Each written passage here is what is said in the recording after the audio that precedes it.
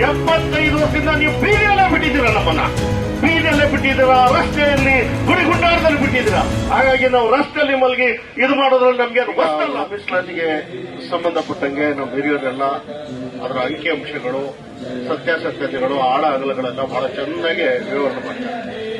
ಹಾಗಾಗಿ ಇದನ್ನ ನಾವ್ಯಾರು ಅದರಲ್ಲಿ ನಮ್ಮ ಹಿರಿಯರು ಏನು ಮಾದಿಗ ಸಹೋದರರು ಇದ್ದಾರೆ, ಯಾರು ಇದರಲ್ಲಿ ನಿಮ್ಮ ಆಯೋಗದಲ್ಲಿ ಬಂದು ಕೈ ಆಡಿಸಿಲ್ಲ. ಅವ್ರು ಹೇಳಿದ್ರು, ಯಾರು ಇವತ್ತು ವಿರೋಧ ಮಾಡ್ತಾ ಇದ್ದೀನಿ ಅವರೇ ನೀವಿದ್ರಿ, ಸಚಿವರಿಂದ ಹಿಡಿದು ಸರ್ಕಾರದಿಂದ ಹಿಡಿದು ಅಧಿಕಾರಿಗಳಿಂದ ಎಲ್ಲರೂ ನೀವೇ ಇದ್ರಿ. ಹಂಗಿರುವಾಗ ಮತ್ತೆ ಅದರ ಅಂಕಿಅಂಶನೂ ಯಾಕೆ ಬಂತು ಅಂತ ಆಯ್ತು. ಆಮೇಲೆ ಬಹಳ ಹಿರಿತನ ತೋರಿಸಿ ಈಗಲೂ ನಿಮಗೆ ಬೇಕಾಗಿದೆ ಯಾವ್ದಾದ್ರು ಸಮುದಾಯಗಳು ಇದ್ರೆ ಸಂಖ್ಯೆ ಹೆಚ್ಚು ಮಾಡ್ಕೊಂತಿದ್ರೆ ಅದನ್ನ ಅದರ ಹೆಸರು ಹೇಳೋ ಮೂಲಕ ಅಂತಾನೂ ಕೂಡ ಅವ್ರಿಗೆ ನೀವು ಅದನ್ನು ತಗೋಬಹುದು ಅನ್ನೋ ಮಾತನ್ನ ಹೇಳಿದ್ದಾರೆ. ಹಾಗಾಗಿ ನೀವು ಇದರಲ್ಲಿ ಯಾವ ಕಾರಣಕ್ಕೂ ತಪ್ಪಿಸ್ಕೊಳಕ್ಕಾಗಲ್ಲ. ಆದ್ರೂ ನಿಮ್ಮ ಒಂದು ಧೋರಣೆ ಇದೆಯಲ್ಲ, ಅದನ್ನ ನೀವು ಇನ್ನೂ ಚಿಕ್ಕೋರಾಗ್ತಿರೋ ವಿನ ದೊಡ್ಡವರಾಗೋದಿಲ್ಲ. ಯಾಕಂದ್ರೆ ಇದಕ್ಕಿರೋ ತೊಡಕುಗಳು, ಕಾನೂನಿನ ತೊಡಕುಗಳು, ಆಮೇಲೆ ಕೇಂದ್ರ ಸರ್ಕಾರದ ಒಂದು ಅನುಮತಿ, ಅದು ಯಾವುದೂ ಈಗ ನಾವು ಕಾಯ್ಬೇಕಾಗಿಲ್ಲ. ಅದಕ್ಕೆಲ್ಲ ಮುಕ್ತವಾಗಿ ಏನು ಸರ್ವೋಚ್ಚ ನ್ಯಾಯಾಲಯ ಬಹಳ ಒಳ್ಳೆ ಒಂದು ಆದೇಶ ಕೊಟ್ಟಿದೆ. ಅದಕ್ಕೋಸ್ಕರ ಸಿದ್ದರಾಮಯ್ಯ ಅವರೇ, ನಿಮ್ಗೆ ಯಾರು ಕೈ ಹಿಡಿಯೋರಿಲ್ಲ. ನೀವು ಇಚ್ಛಾಶಕ್ತಿ ಪ್ರದರ್ಶನ ಮಾಡಬೇಕು. ನೀವು ಹೇಳ್ತಾ ಇದ್ದೀರಿ ಇನ್ನೊಂದು ಸ್ವಲ್ಪ ದಿನದಲ್ಲಿ ನೀವು ದೇವರಾಜ ಅರಸರ ಒಂದು ಇದನ್ನ ನೀವು ದಾಖಲೆನ ನೀವು ಮುರಿತೀರಿ. ಆದ್ರೆ ಮತ್ತೊಂದು ದಾಖಲೆ ಇದೆ. ಆ ದೇವರಾಜ ಅರಸು ಕೊಟ್ಟಂತ ಮೀಸಲಾತಿಯಿಂದಾನೇ ನೀವು ಆದಿಯಾಗಿ ಮಲ್ಲಿಕಾರ್ಜುನ್ ಖರ್ಗೆ, ವೀರಪ್ಪ ಮೇಲೆ ಬಂಗಾರಪ್ಪ, ಧರಮ್ ಸಿಂಗ್ ಎಲ್ಲರೂ ಕೂಡ ಮುಖ್ಯಮಂತ್ರಿ ಆದವರು. ನೀವು ಇದನ್ನೊಂದು ಮಾಡಿದ್ರೆ ನೀವು ಆ ಸಾಲಲ್ಲಿ ನೀವು ದೇವರಾಜ ಅರಸು ಸಾಲಲ್ಲಿ ನಿಲ್ತೀರಿ. ಇದು ಒಂದು ಅಧಿಕಾರ ಮುಖ್ಯ ಅಲ್ಲ.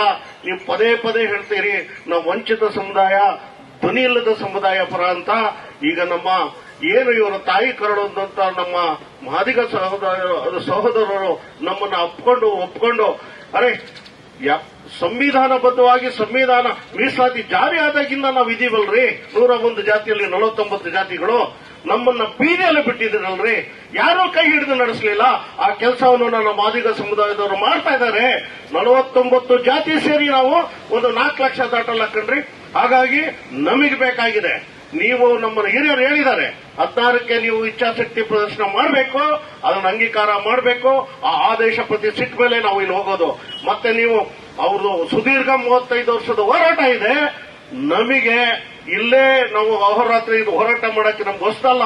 ಯಾಕಂದ್ರೆ 75 ವರ್ಷದಿಂದ ನೀವು ಬೀದಿಯಲ್ಲೇ ಬಿಟ್ಟಿದ್ದೀರಾ, ನಮ್ಮನ್ನ ಬೀದಿಯಲ್ಲೇ ಬಿಟ್ಟಿದ್ದೀರಾ, ರಸ್ತೆಯಲ್ಲಿ ಗುಡಿಗುಂಡಾರದಲ್ಲಿ ಬಿಟ್ಟಿದ್ದೀರಾ.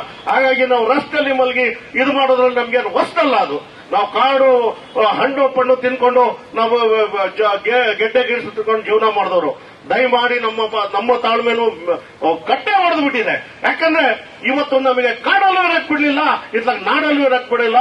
ಅತಂತ್ರ ಅಲೆಮಾರಿಗಳಾಗಿ ನಮ್ಮ ಮಕ್ಕಳ ಮನೆಯನ್ನು ಕಟ್ಕೊಂಡು ನಾವು ಅಲ್ಲಿ ಇಲ್ಲಿ ಕೇಸ್ ಹಾಕಿಸ್ಕೊಂಡು ನಮ್ಮ ಸಣ್ಣ ಮಕ್ಕಳ ಮೇಲೆ ರೇಪ್ ಮಾಡಿಸ್ಕೊಂಡು ಬದುಕುವಂತ ನಮ್ಗೆ ಅನಿಷ್ಟ ಜೀವನ ನಮಗೆ ಬಂದಿದೆ. ಯಾಕಂದ್ರೆ ಅಂಬೇಡ್ಕರ್ ಆಶಯ ಇದ್ದಿತ್ತು ಸಮಾಜದ ಕಟ್ಟ ವ್ಯಕ್ತಿಗೂ ಈ ನನ್ನ ಸಂವಿಧಾನ ಮೀಸಲಾತಿ ದೊರಕಬೇಕನ್ನೋದು. ಅದು ಎಲ್ಲಿ ಸ್ವಾಮಿ 75 ವರ್ಷ ಆಯ್ತಲ್ರಿ.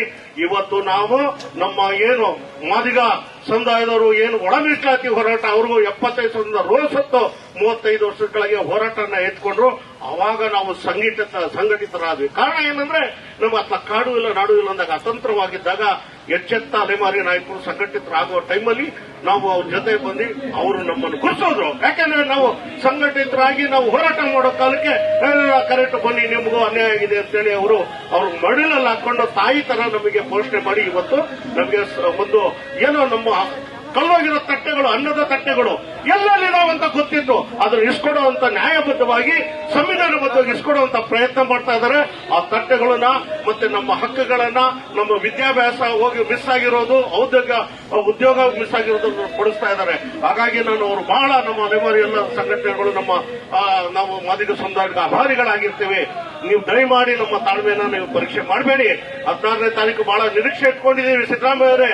ಇಲ್ಲ ಅಂದ್ರೆ ಬಹಳ ಇದು ನಿಮ್ಮನ್ನ ಜಗತ್ತೇ ನಿಮಗೆ ಬಹಳ ಪ್ರಶಂಸನೆಯಾಗಿ ನೋಡ್ತಾ ಇದೆ. ಕೇಂದ್ರ ಸರ್ಕಾರದವರು ಕೂಡ ನಿಮ್ಮ ಸರ್ಕಾರದಲ್ಲಿ ರಾಹುಲ್ ಕೂಡ ನಮ್ಮ ಐಕಾನ್ ಅಂತ ಹೇಳಿದ್ದಾರೆ. ನೀವಿಲ್ಲೂ ಐಕಾನ್ ಆಗ್ತೀರಿ, ಇಡೀ ದೇಶಕ್ಕೆ ಐಕಾನ್ ಆಗ್ತೀರಿ, ಇಡೀ ಪ್ರಪಂಚನೇ ನಿಮ್ ಬಗ್ಗೆ ಮಾತಾಡುತ್ತೆ. ಯಾಕಂದ್ರೆ ಇದಕ್ಕೆ ನೀವು ಕೊಡೋದ್ರಲ್ಲಿ ನೀವು ದೊಡ್ಡ ನಿಮ್ಗೆ ಯಾವ ನೊಬೆಲ್ ಪ್ರಶಸ್ತಿನೂ ಇದಕ್ಕೆ ಸಮಾನ ಅಲ್ಲ.